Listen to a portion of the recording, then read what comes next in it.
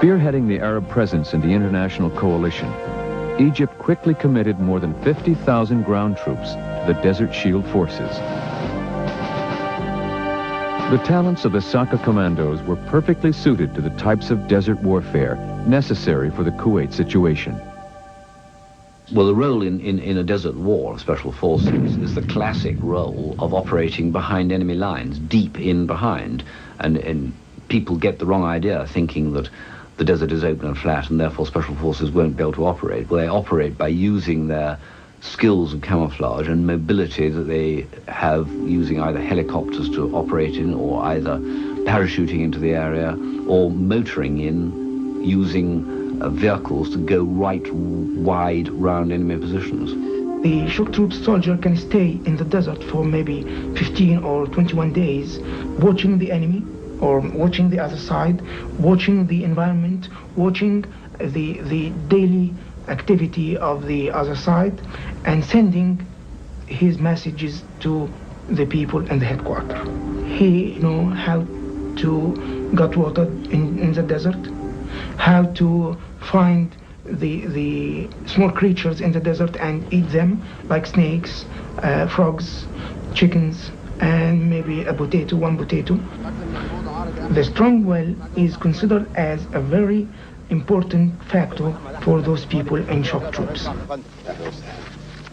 For the cause of Arab unity, it was the Saka forces who re-equipped and retrained the Kuwaiti army in exile. In the short time between the Iraqi invasion and the launching of Operation Desert Storm, Saka specialists were called upon to transform the ragtag remnants of the Kuwaiti army into a rejuvenated fighting force. The Kuwaitis received instruction to enhance their skills in various forms of advanced weaponry.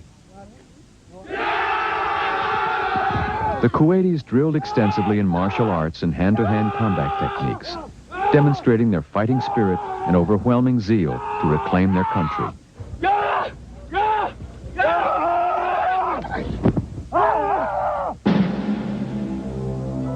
Of special concern was Iraq's possible use of weapons of mass destruction, especially chemical weapons. Saka training was very important to the success of the Kuwaiti troops.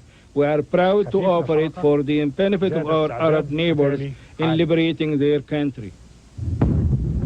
Upon completion of the training, the Kuwaitis conducted a realistic training mission simulating the type of operation which would soon help them regain their country.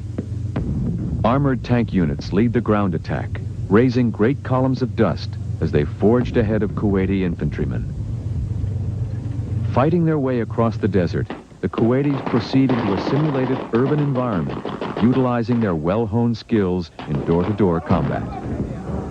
Accomplishing their mission and with their training complete, the Kuwaiti soldiers victoriously waved their nation's flag, chanting, "Long live the Emir."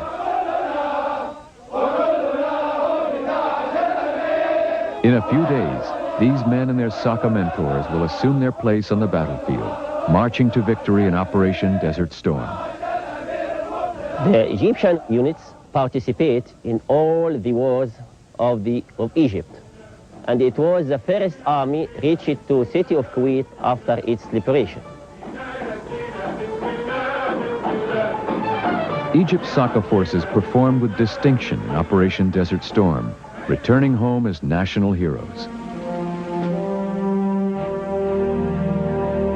Egyptian President Mubarak personally greeted each of the soldiers injured in the operation, offering the heartfelt thanks of the nation for their sacrifices.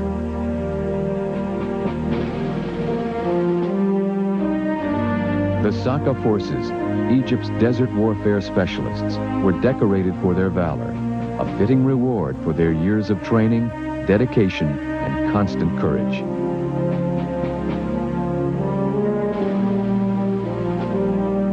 To be a member of Saka is a solemn responsibility, an honor proudly worn. The Saka commando today, like the country he serves, stands poised to face the future, while nobly reflecting the timeless glory of the past.